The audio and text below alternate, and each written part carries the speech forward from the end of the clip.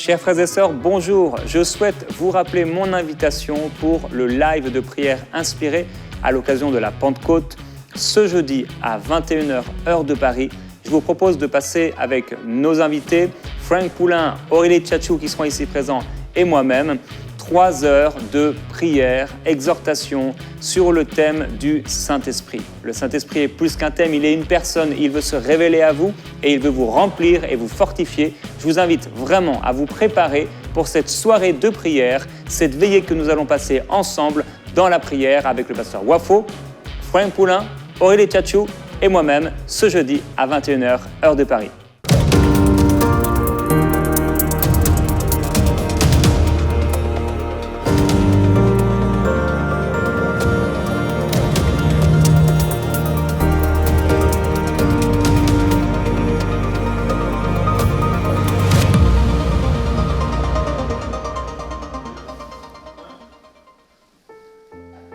Bonjour et bienvenue dans Prière Inspirée. Aujourd'hui, je vais vous encourager à devenir la personne qui bénit votre famille. Et peut-être si votre famille est loin, ça n'a pas d'importance. Vous pouvez être la personne qui bénit votre famille, vous pouvez être la personne qui bénit votre entreprise, vous pouvez être la personne qui bénit votre église locale. Vous êtes appelé à devenir cette personne qui bénit toute la famille. Et pendant cette semaine, je vais vous encourager à être cette personne qui apporte une bénédiction, une grâce, parce qu'il y a quelque chose qui vient sur vous et qui se dépose sur vous. Et cette chose, cette grâce, cette présence de la gloire de Dieu, cette présence de Dieu, elle fait la différence. Et on va en parler également mercredi, jeudi, du ministère, de ceux qui sont appelés au ministère. On va parler de ce ministère de la parole, entre autres. Juges, chapitre 17 et verset 7. Aujourd'hui, je vais vous amener dans plusieurs passages pour illustrer un peu, vous montrer des personnes qui ont su être une bénédiction dans l'endroit où ils ont été. Juges, chapitre 17, verset 7, il est écrit « Il y avait un jeune homme de Bethléem de Juda, du clan de Juda. Il était lévite et il séjournait là. Cet homme partit de la ville de Bethléem de Juda pour aller séjourner là où il pourrait. En poursuivant son chemin, il arriva dans les monts d'Éphraïm jusqu'à la maison de Mika. Mika lui dit, c'est un homme qui s'appelait Mika, « D'où viens-tu » Il lui répondit, « Je suis lévite de Bethléem de Juda, et je voyage pour aller séjourner là où je le pourrai. » Mika lui dit, « Reste avec moi, deviens pour moi un père, qui était un symbole d'honneur, et un sacrificateur, et je te donnerai 10 cycles d'argent par année, un assortiment de vêtements et ton entretien. » Et le Lévite entra. Il se décida ainsi à rester avec cet homme qui regardait le jeune homme comme l'un de ses fils. Mika investit le Lévite et ce jeune homme devint son sacrificateur et demeura dans sa maison. Et Mika dit « Maintenant, je sais que l'Éternel me fera du bien puisque j'ai ce Lévite pour sacrificateur. » Alors voilà un exemple d'un homme qui est un Lévite, un serviteur de Dieu, et qui à ce moment-là, à l'époque des juges, un temps particulier où chacun faisait ce qui lui semblait bon. Ce Lévite va rencontrer un homme qui s'appelle Mika. On sait peu de choses sur lui, la Bible nous en parle quelques versets plus tôt. Et Mika, lorsqu'il voit cet homme, il réalise que c'est un serviteur de Dieu, c'est un Lévite, il y a quelque chose sur sa vie. Et il veut l'embaucher pour que ce Lévite, qui normalement était censé servir le peuple en entier, ce Lévite puisse servir sa maison, juste sa maison. Et Mika dit, et avec vérité quelque part, « Maintenant je sais que l'Éternel me fera du bien, puisque j'ai ce Lévite pour sacrificateur. » Vous êtes appelé à être une personne qui amène le bien et la bénédiction dans votre famille. Quel que soit votre âge et quelle que soit la façon dont vous vous estimez, Dieu veut déposer une grâce et il veut déposer sa présence, une faveur particulière dans votre vie afin que vous puissiez être une véritable bénédiction autour de vous, particulièrement au sein de votre famille, qu'elle soit naturelle ou spirituelle. Dieu vous appelle à faire la différence dans ce monde et il est écrit qu'on verra la différence entre le juste et l'injuste, entre celui qui sert Dieu et celui qui ne le sert pas. Si vous êtes sérieux avec Dieu, et j'aimerais vous poser la question, êtes-vous sérieux avec Dieu? Si vous êtes sérieux avec Dieu, vous allez faire la différence. Si vous êtes sérieux avec Dieu, la grâce, la faveur et la présence de Dieu vous accompagnera. Et elle marquera une différence. Et comme ce Lévite dans la maison de Mika, vous apporterez la bénédiction au sein de votre maison. Il y a un autre exemple dans 2 Samuel, au chapitre 6 et au verset 9, un exemple plus connu que celui dont on vient de parler, à propos de l'arche de l'Éternel. Il venait d'avoir un jugement de Dieu contre Uza qui avait essayé de tenir l'arche de Dieu, les bœufs, et qui avait été frappé là. Et il est écrit que David craignait l'Éternel en ce jour et dit « Comment l'arche de l'Éternel entrera-t-elle chez moi ?» Il ne voulut pas prendre l'arche de l'Éternel chez lui, dans la cité de David, et il la fit conduire dans la maison d'Obed-Édom de Gath. L'arche de l'Éternel resta 3 mois dans la maison d'Obed-Édom de Gath, et l'Éternel bénit Obed-Édom et toute sa maison. On fit un rapport au roi David.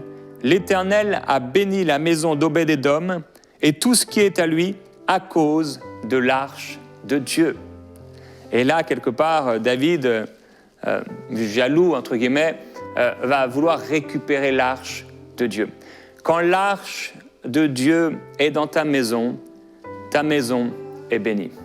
Quand la présence de Dieu est quelque part dans une maison qui craint Dieu, qui marche avec Dieu, cette maison est censée vivre dans la bénédiction. Et c'est cette arche qui est un symbole de la présence de Dieu. Eh bien, la Bible déclare que notre corps, nous sommes devenus le temple du Saint-Esprit. Et parce que je suis rempli du Saint-Esprit, parce que l'Esprit de Dieu habite dans mon esprit, de la même façon que l'arche a amené la bénédiction matérielle, financière, relationnelle dans la maison d'Obed-Édom, de la même façon, tu es appelé à amener la bénédiction de Dieu dans la maison dans laquelle tu te trouves. Alors, Néhémie a dit, un peu plus tard, « Je leur racontais comment la bonne main de Dieu était sur moi. » Dieu dit à un moment dans Jérémie, « J'y établirai celui que j'ai élu. » Dieu veut t'établir et poser sa bonne main sur toi.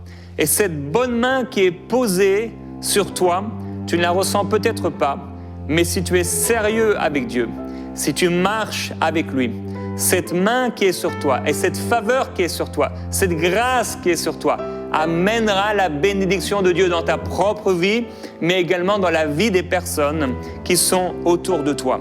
Daniel a dit, à propos de ce songe qu'il avait révélé, « Si ce mystère m'a été révélé, ce n'est pas qu'il y a en moi une sagesse supérieure à celle des autres hommes, mais c'est afin que l'explication soit donnée au roi. » Et les Chaldéens avaient dit précédemment, « Il n'est personne sur la terre qui puisse dire ce que demande le roi.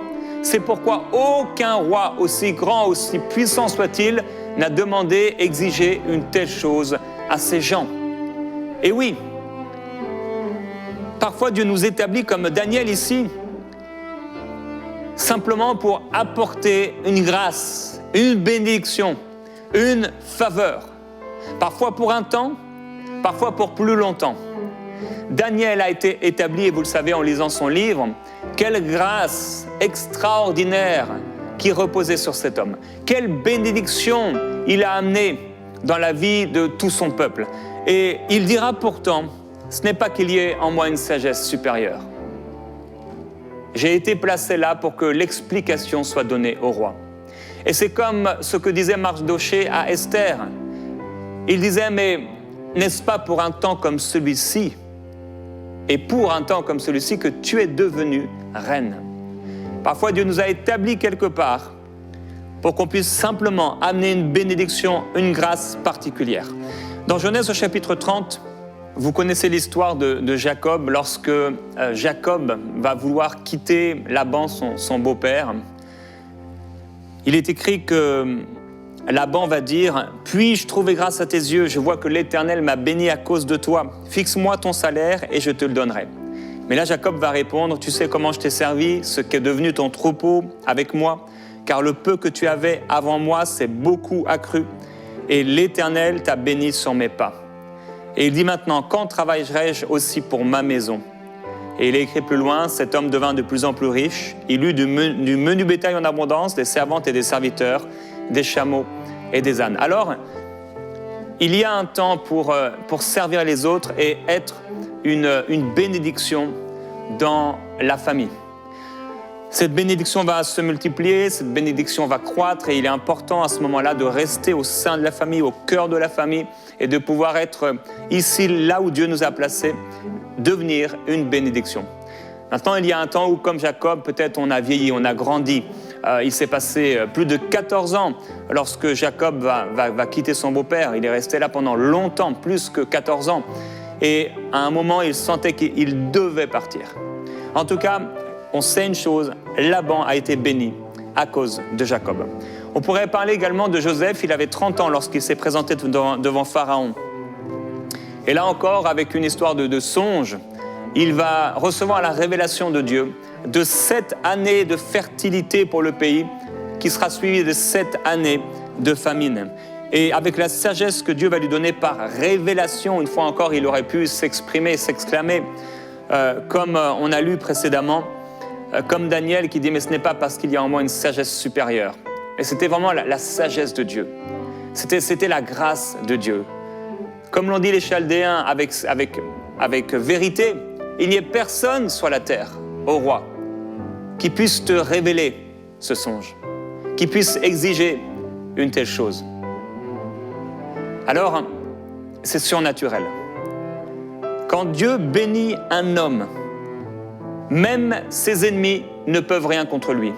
Quand Dieu bénit un homme, il devient lui aussi une bénédiction. Et Joseph est devenu un homme, une bénédiction pour toute une nation.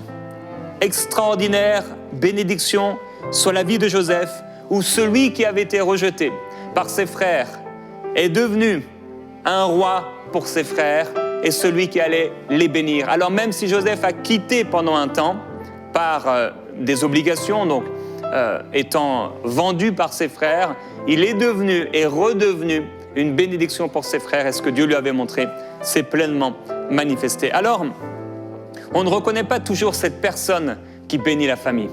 Elle peut même être méprisée, elle peut être rejetée, comme Joseph qui a eu ce rêve et son père l'a grondé, son propre père l'a grondé, ses frères l'ont méprisé, étaient jaloux de lui parce qu'il portait quelque chose de spécial.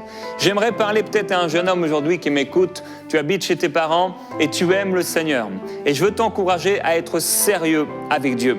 Je veux t'encourager à méditer la parole de Dieu.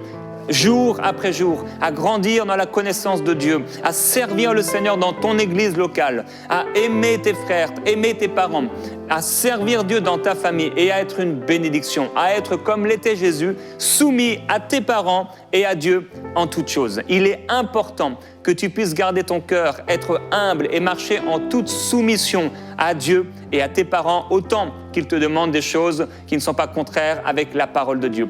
Deviens ainsi une bénédiction pour ta famille. Deviens ainsi une bénédiction pour le royaume de Dieu parce que si tu es sérieux avec Dieu, il t'établira en bénédiction, en grâce, non seulement pour ta famille, mais pour ta nation. Alors, on ne reconnaît pas toujours cette personne, mais il y a parfois une personne, lorsqu'elle est quelque part, cette personne bénit ce quelque part.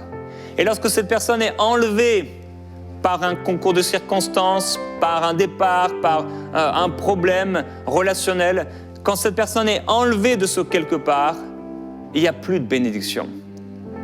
Il y a une grâce qui est partie. Je prie que la faveur de Dieu t'amène à rester au bon endroit. Là où tu apportes une grâce, là où tu apportes une bénédiction. Alors, dans Juge, pour revenir à ce passage de Juge, lorsque cet homme donc a été placé là dans la maison de Mika, ce jeune lévite, il y a des hommes qui ont reconnu la voix du jeune lévite. On va le lire ensemble dans Juge, chapitre 18. En ce temps-là, il n'y avait point de roi en Israël. Et je vais vous lire le verset 3. Comme ils étaient près de la maison de Mika, c'était des vaillants hommes, ils remarquèrent la voix du jeune Lévite, firent un détour et lui dirent « Qui t'a amené ici? Que fais-tu dans ce lieu? Qu'as-tu à y faire ?» Mika va leur répondre, le Lévite va leur répondre, « Mika fait pour moi telle et telle chose, il me donne un salaire et je suis devenu son sacrificateur. » Ils lui dirent « Consulte Dieu afin que nous sachions si le voyage que nous avons entrepris aboutira. » Ils ont reconnu la voix du jeune Lévite, pourtant sans le connaître.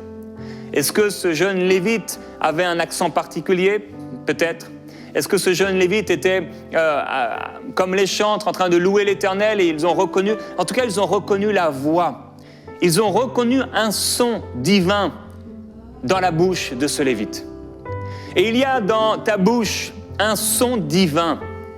Il y a dans ta bouche quelque chose de divin, quelque chose de particulier, quelque chose que tu portes. La voix du jeune Lévite. La parole déclare, comment ils feront appel à celui en qui ils n'ont pas cru? Comment croiront-ils s'ils n'en ont pas entendu parler? Comment en entendront-ils parler si personne ne l'annonce? Et comment l'annoncera-t-on si personne n'est envoyé? Selon qu'il est écrit qu'ils sont beaux les pieds de ceux qui annoncent de bonnes nouvelles. Mais tous n'ont pas obéi à la bonne nouvelle. Je demande alors, n'auraient-ils pas entendu? Au contraire, leur voix est allée par toute la terre et leur discours jusqu'aux extrémités du monde. Jésus a dit à Pierre, tu es cette pierre et sur cette pierre, je bâtirai mon église.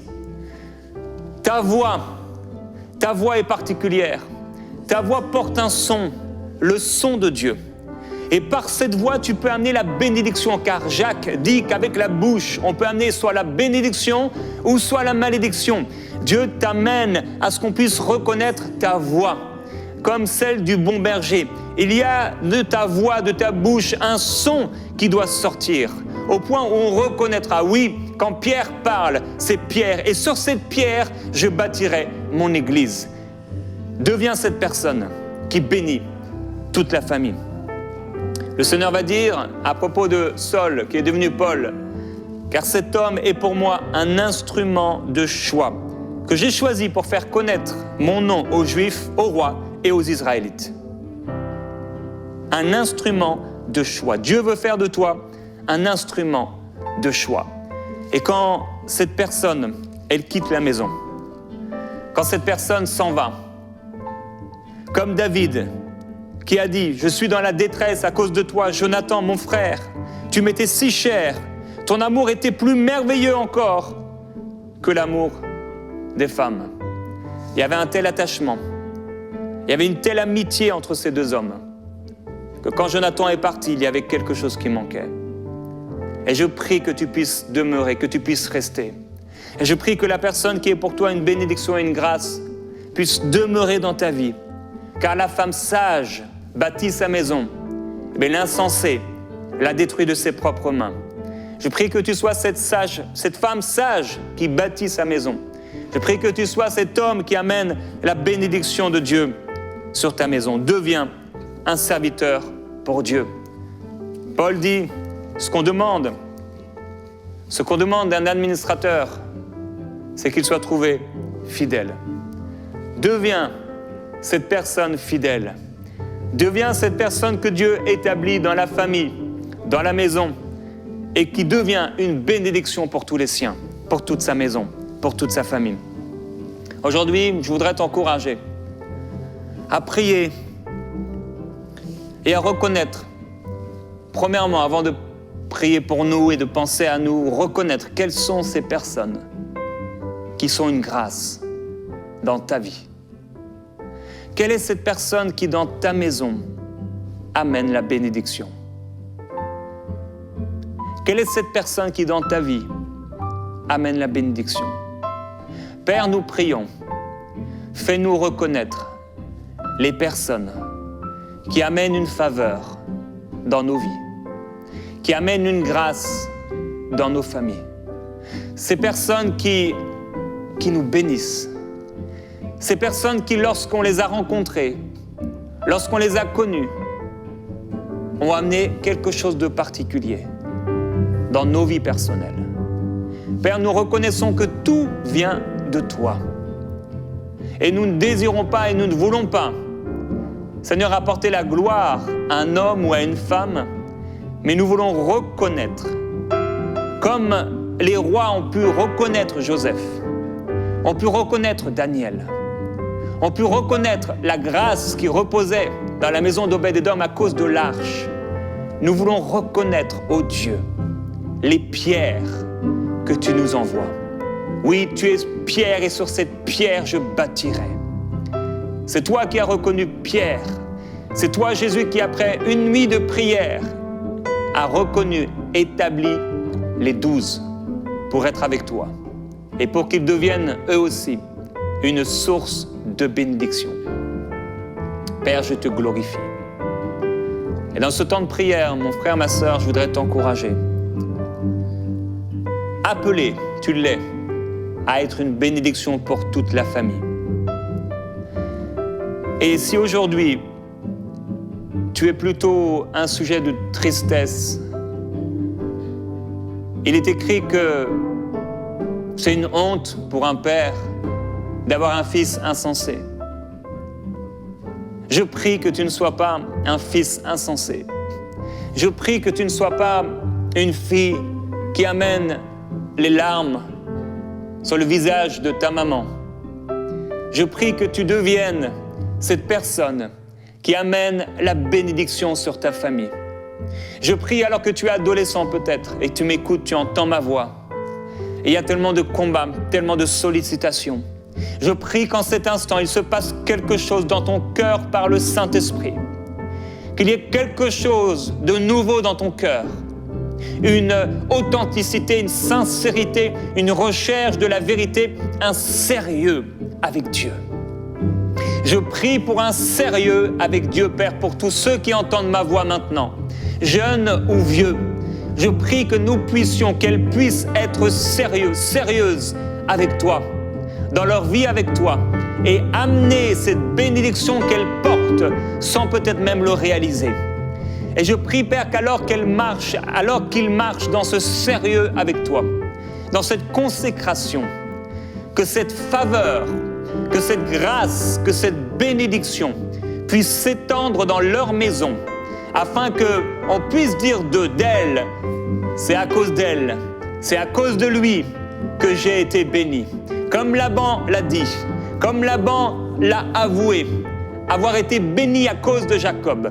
Je prie, Père, qu'il y ait beaucoup de Jacob parmi nous, qui puissent être dans leur entourage une véritable bénédiction. Je prie, Père, alors que tu as établi Joseph, Seigneur, dans un milieu séculier, parmi les hommes de ce monde, je prie que dans les entreprises, cette personne qui m'entend maintenant et qui sait que je parle d'elle, Seigneur, vive maintenant une grâce particulière, une sagesse extraordinaire, non pas la sagesse d'un homme, mais la sagesse qui vient de toi. Père, je prie, oui, que dans le milieu séculier, là où il y a des infirmiers, là où il y a des psychologues, là où il y a des ingénieurs, là où il y a des mécaniciens, là où il y a des docteurs, là où il y a des professeurs, là où il y a des vendeurs, Père, il y a quelque chose de particulier qui se passe dans le cœur de toutes ces personnes qui servent, Seigneur, dans le milieu séculier, qui travaillent dans le milieu séculier. Je prie, Père, qu'à cause de leur présence, Seigneur, dans leur entreprise, à cause de leur présence dans les hôpitaux, dans les cliniques, dans les écoles, il y ait quelque chose qui fasse en sorte que, Seigneur, même Pharaon puisse, Seigneur, avouer. Même Laban qui, Seigneur, voulait tout pour lui, refusait de laisser partir, refusait de perdre, Seigneur, avait été radin, avare. Je prie que même des personnes qui sont avares, comme Laban a pu l'être, même des personnes qui ne veulent jamais rien perdre, même des personnes qui méprisent les gens et qui luttent, qui utilisent les gens, je prie que même, Seigneur, les pharaons puissent réaliser que si cette personne part, c'est la défaite, c'est la banqueroute, on va perdre quelque chose. Et qu'à cause de cette grâce, à cause de cette faveur, sur leur vie, Dieu, cette bénédiction les touche, leur maison, leur vie personnelle. Mais cette bénédiction dépasse leur propre vie pour être une source, devenir une source de bénédiction dans leurs entreprises. Père, je prie qu'il en soit ainsi dans les maisons. Qu'aucun père de famille ne soit, Seigneur, la risée, ne soit celui qui amène la honte, Seigneur, dans sa génération. Qu'aucun père de famille ne devienne celui dont les enfants vont avoir honte, dont les enfants vont regretter peut-être même l'existence. Oh Dieu, je prie que personne ne puisse vivre cela. Mais je prie pour les pères de famille. Oh Dieu, qu'ils soient des pères consacrés, qu'ils soient des pères qui amènent non pas la tristesse, non pas le malheur, non pas la honte, non pas la méchanceté, mais qui amènent la bénédiction, qui amènent la grâce, qui amènent la faveur. Oh Dieu, oui, je prie qu'il en soit ainsi pour les mamans. Que les mamans puissent, Seigneur, porter ces enfants dans la prière. Que ces mamans puissent ne jamais, à aucune occasion, Seigneur, tomber dans l'adultère. Oh, merci Père, touche-les, garde-les, protège-les, protège leurs pensées de la tentation, protège leurs pensées du mal, afin qu'elles puissent non pas détruire leur maison, mais la bâtir comme tu les as appelées à bâtir. Père, merci.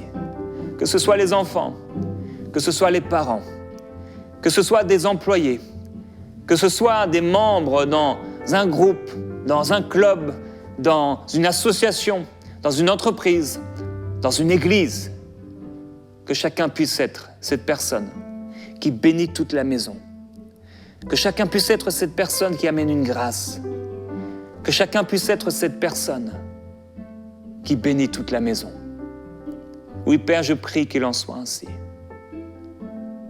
Je prie qu'il en soit ainsi. Dans ce temps de prière, demande au Seigneur, Père, fais de moi cette personne qui bénit toute la famille. Fais de moi cette personne qui bénit toute la famille. Fais de moi un Joseph. Fais de moi un Jacob. Fais de moi une Esther. Fais de moi un Néhémie. Fais de moi une source de bénédiction. Et dans ce temps de prière, si tu as des choses pour lesquelles tu dois demander pardon, pour lesquelles tu dois te repentir, fais-le simplement, en toute simplicité devant ton Dieu. Tu peux lui demander pardon pour la tristesse que tu as occasionnée, les larmes peut-être, pour les souffrances. Je vais te laisser un moment maintenant pour sonder ton cœur devant Dieu et lui demander, Seigneur, fais de moi cette personne qui bénit toute la famille. Alléluia.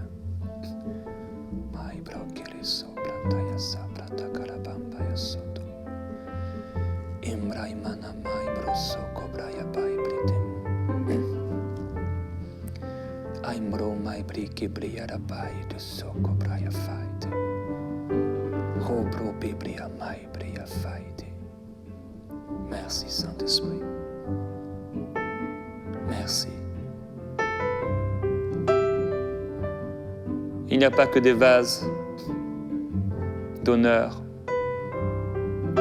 dans une maison. Il y a des vases de terre.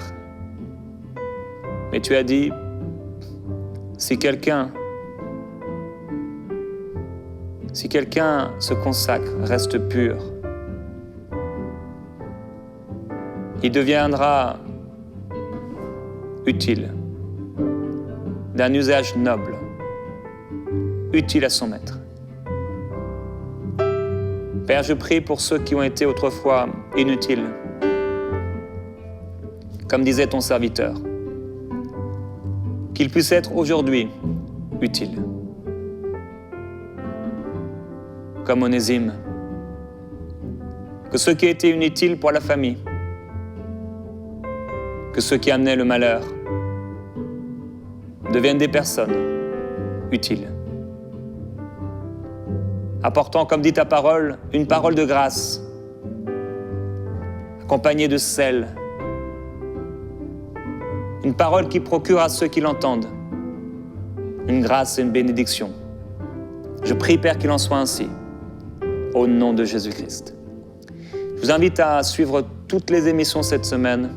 Je crois que Dieu a beaucoup de choses à vous dire. Alors je vous invite à me retrouver demain dans Prière Inspirée.